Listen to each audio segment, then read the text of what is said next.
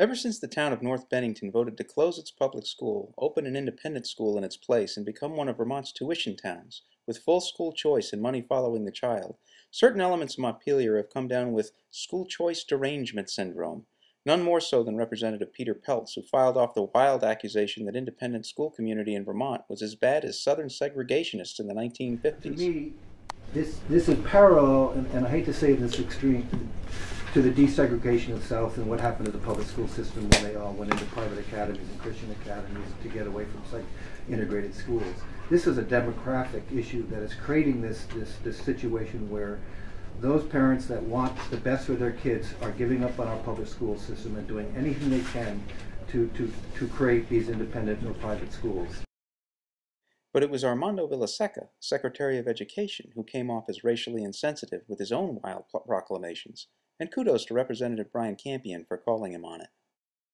Well, you know, would Vermonters and folks, and I don't want to use this in any way that's negative, but there are Muslim schools.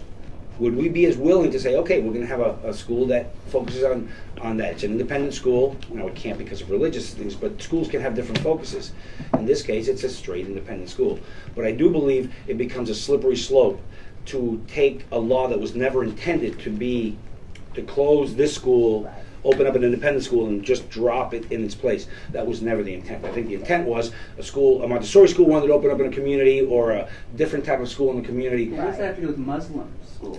Because a school, well, here's the reason is people talk about it could become down the road, like someone may become a Muslim or a school that may not necessarily be what folks want. School choice derangement syndrome is even spilling over into the universal pre-K debate, a long-time left-wing goal, where what looks like a school choice program for 3- and 4-year-olds is emerging, and this has some legislators freaking out. So many of the people in my communities, particularly in Starksboro and Moncton, work in Chittenden towns. And my kids, our two boys, went to the Starksboro preschool 36 years ago. And in the bill, it mandates that any parent who wishes to take their student out of that preschool and take them at their convenience up to a Chittenden County preschool, because that's easier for them, the bill requires that the school system give them that voucher, and this or not. So I have major philosophical and practical concerns about a state-mandated voucher system in this bill. Yes, God forbid Representative Sharp would allow his constituents to have more convenient opportunities for childcare. But more than a little hypocrisy was on display as well.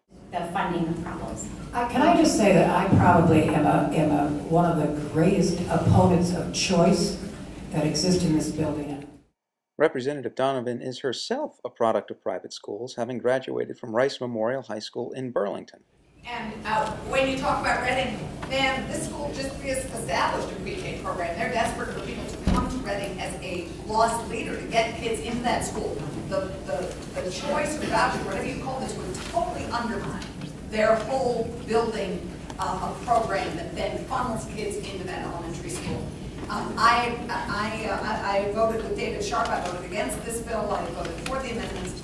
I really have a very hard time supporting anything that doesn't build community by having kids in the community at school in their own communities.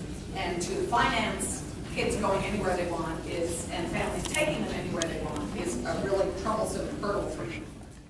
Of course, Representative Clarkson had no trouble overcoming the hurdle to send her own kids to the Groton School, an elite prep school in Massachusetts. But Representative Alice Miller hits on the real root cause of school choice derangement syndrome.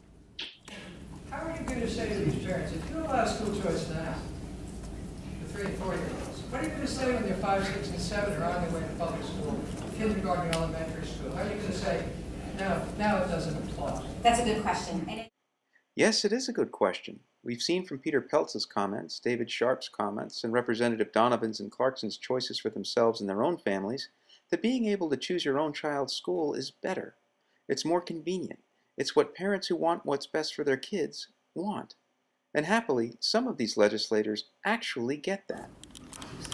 I kind of favor school choice.